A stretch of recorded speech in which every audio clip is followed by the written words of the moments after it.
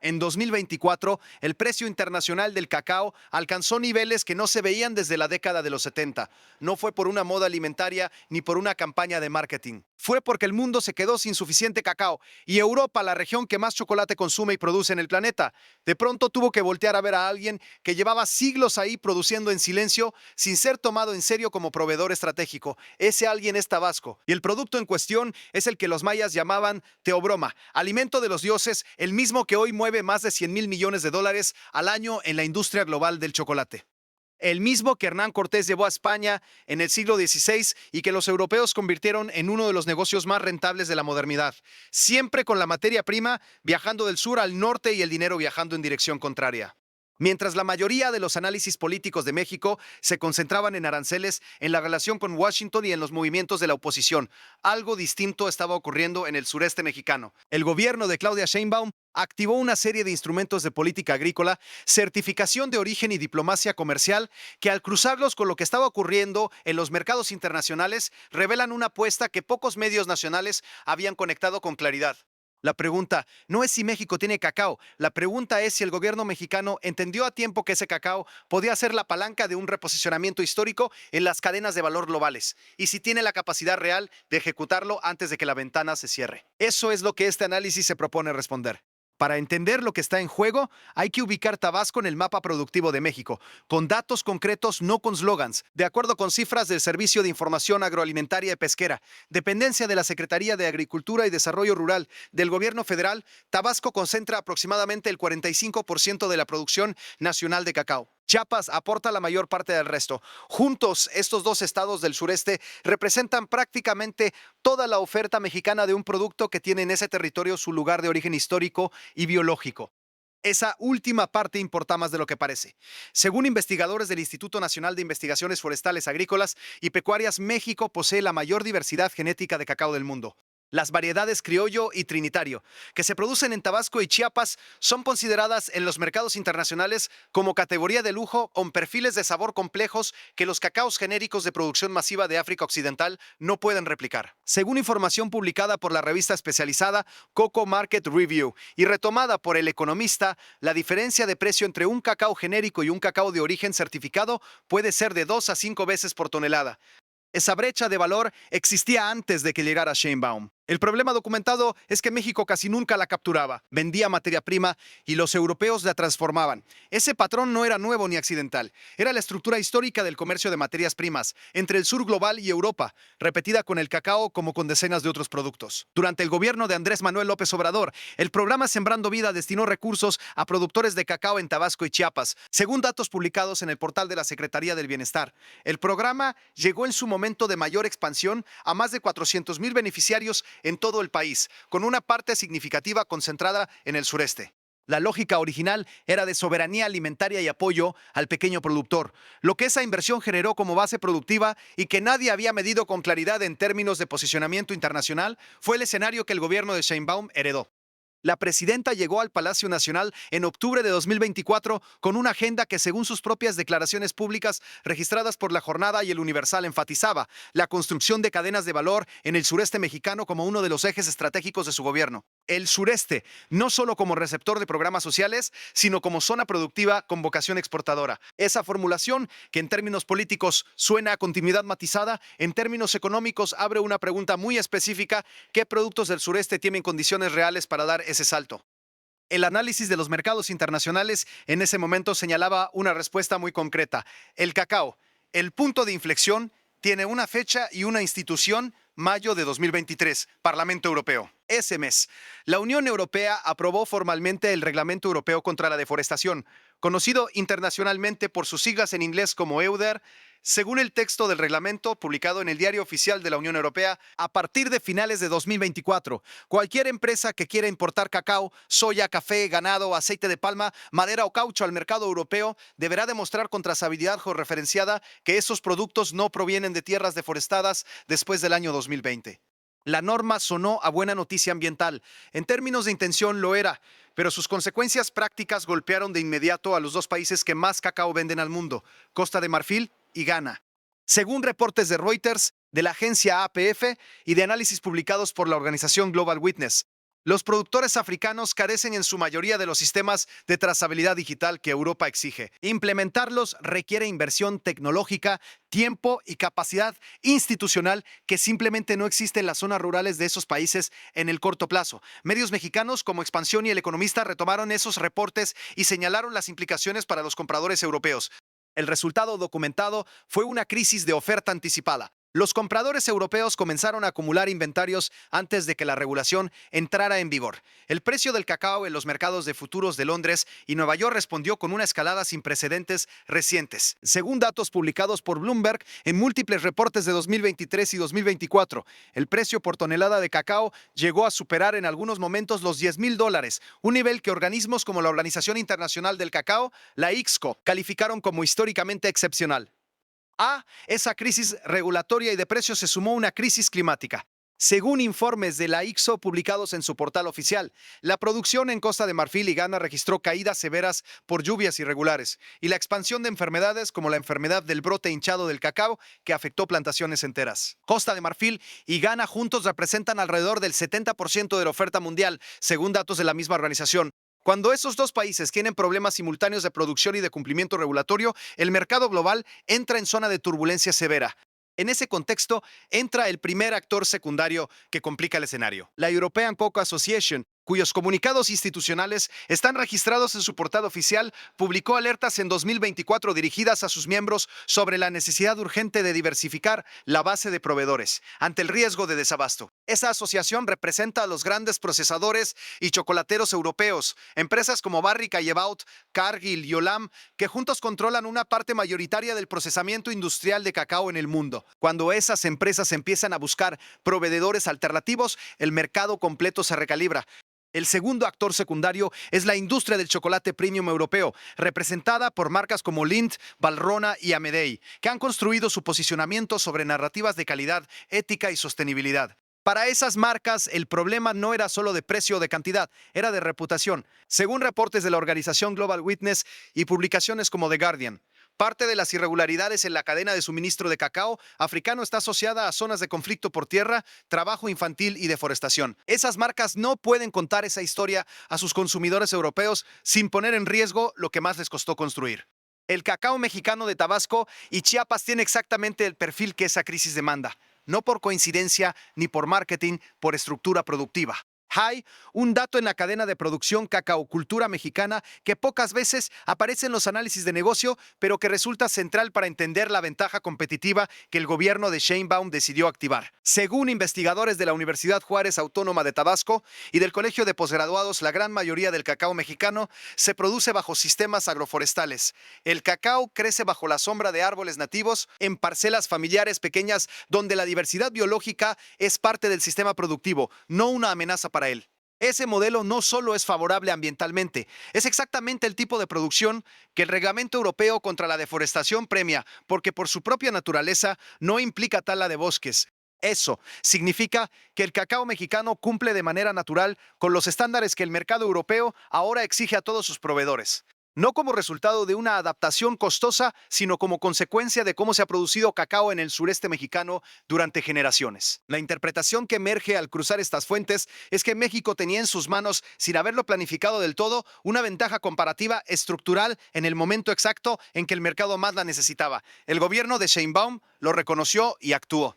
Según información publicada en el portal de la Secretaría de Agricultura y Desarrollo Rural y retomada por medios del sureste como Tabasco Hoy y El Diario Por Esto, el gobierno federal impulsó en 2024 y 2025 un programa de certificación de origen, trazabilidad georreferenciada y denominación de origen para el cacao mexicano, con Tabasco como estado piloto. La iniciativa buscaba posicionar el producto tabasqueño en el segmento premium del mercado europeo con garantías ambientales verificables. Ese movimiento no ocurrió en el vacío. Según declaraciones de funcionarios de la Mexkit, la Agencia Mexicana de Cooperación Internacional para el Desarrollo, citadas por el diario Reforma, El gobierno federal comenzó a diseñar misiones comerciales orientadas a mercados europeos con foco en productos agroalimentarios del sureste con valor agregado. Paralelo a eso, el Plan Nacional de Desarrollo del gobierno de Sheinbaum, referenciado en análisis del Centro de Estudios de las Finanzas Públicas de la Cámara de Diputados, identifica el sureste como zona prioritaria para lo que el propio documento denomina economías de bienestar con vocación exportadora. El cacao aparece en esa categoría junto con el café, la vainilla y el henequén, todos productos de raíz maya en distintos grados de revalorización internacional. Hay otro ángulo que pocos análisis conectan con esta historia, según declaraciones de la propia presidenta Sheinbaum en el Foro de Soberanía Agroalimentaria de 2024, registradas por La Jornada. Ella sostuvo que México tiene la obligación histórica de agregar valor a sus recursos naturales antes de exportarlos y de distribuir ese valor entre las comunidades que los producen. Esa declaración, pronunciada en el contexto exacto de lo que estaba ocurriendo en los mercados internacionales del cacao, adquiere un peso analítico que la cobertura habitual de los grandes medios no alcanzó a procesar con suficiente profundidad. La respuesta del sector privado mexicano añade una capa más al análisis. Según reportes publicados por la Cámara Nacional de la Industria Chocolatera de México y retomados por El Financiero, en 2024 se registró un incremento significativo en la inversión de empresas mexicanas de transformación de cacao orientadas a exportación, con foco en los segmentos premium y de comercio justo. Esos son exactamente los segmentos que más valora el consumidor europeo posta campaña de trazabilidad. Una lectura posible de estos datos es que el sector privado mexicano captó la señal del mercado con rapidez y que la cobertura institucional del gobierno, en forma de certificaciones, apoyos a productores y presencia diplomática comercial, crea el piso que facilita la expansión privada en economías emergentes. Esa combinación de Estado y mercado moviéndose en la misma dirección y al mismo tiempo no siempre ocurre. Cuando ocurre puede generar saltos productivos que de otra manera tomarían una década. Lo que todavía no estaba resuelto y donde el análisis debe ser honesto es si los presupuestos asignados se traducirían en ejecución efectiva. México tiene una historia documentada, recogida en informes del Consejo Nacional de Evaluación de la Política de Desarrollo Social, de programas agrícolas bien financiados con resultados magros en su entrega final a los productores. Ese es el nudo estructural que el gobierno de Sheinbaum tendría que desatar para que la apuesta funcionara en la realidad y no solo en el papel de la política pública. El cruce de información más importante de este análisis no está en un solo documento, está en la convergencia de 4 líneas de evidencia que al juntarse apuntan en la misma dirección. Primera línea, la crisis de oferta africana, documentada por la ICO y amplificada por la regulación europea, generó una escasez real con impacto de precios históricamente excepcional. Segunda línea, el nuevo marco regulatorio europeo creó una barrera de entrada que los mayores proveedores tradicionales no podían superar en el corto plazo por sus propias limitaciones de infraestructura y trazabilidad. Tercera línea, el perfil productivo del cacao mexicano cumple de manera natural con los estándares que ese marco exige, sin necesidad de inversiones de adaptación equivalentes a las que África Occidental enfrenta. Cuarta línea.